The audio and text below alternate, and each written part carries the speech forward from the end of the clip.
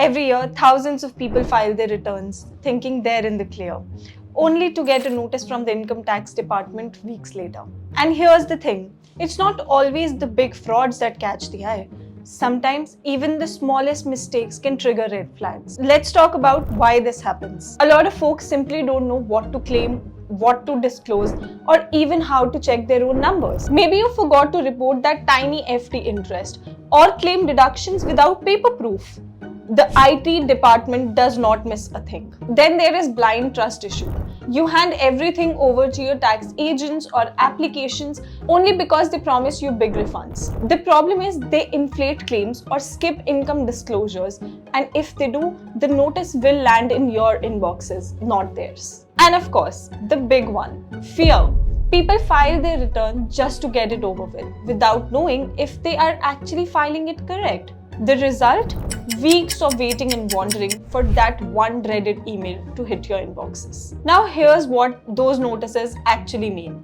Defective return. Section 139, subsection 9. A defective return is basically income tax department telling you that your ITR has a few mistakes or misinformation. Maybe you forgot your PAN detail, left a column blank, or uploaded the wrong document. It's annoying, but fixable. Intimation notice, section 143, subsection 1. An intimation notice arises when your tax calculations do not match the department's records. Sometimes it means you owe a little tax. Other time, it's about the refunds that needs adjustment. This mismatch often comes from overlooked interest, dividends, or TDS entries. Inquiry notice, section 142, subsection 1. An inquiry notice is a taxman asking for more information. It's not an accusation, yet it's just a request for proof. Maybe they want invoices, rent receipts, or proof for TDS. If you got records, these are small conversations. If you don't, things get sticky.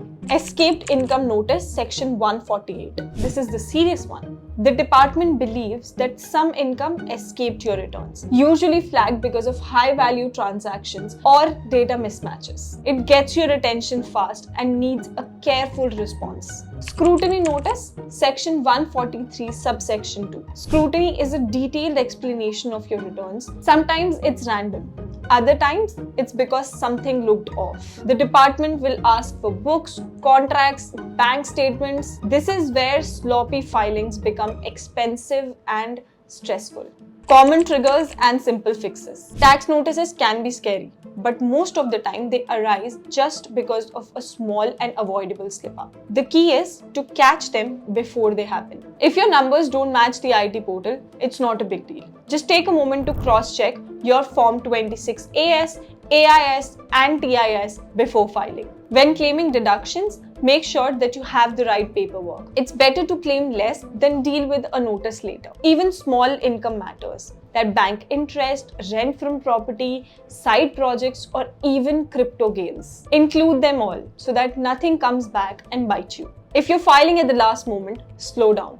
Give yourself time to review everything carefully. And be careful who you trust. Not every agent promising big refunds have the best interest in mind for you. Stick to reliable portals or licensed professionals. At FinCut, we guide you through every step, from choosing the right deductions to avoiding those small pitfalls that can trigger notices. So you can file with confidence, keep your records clean, and focus on building long-term wealth for yourself, not defend it.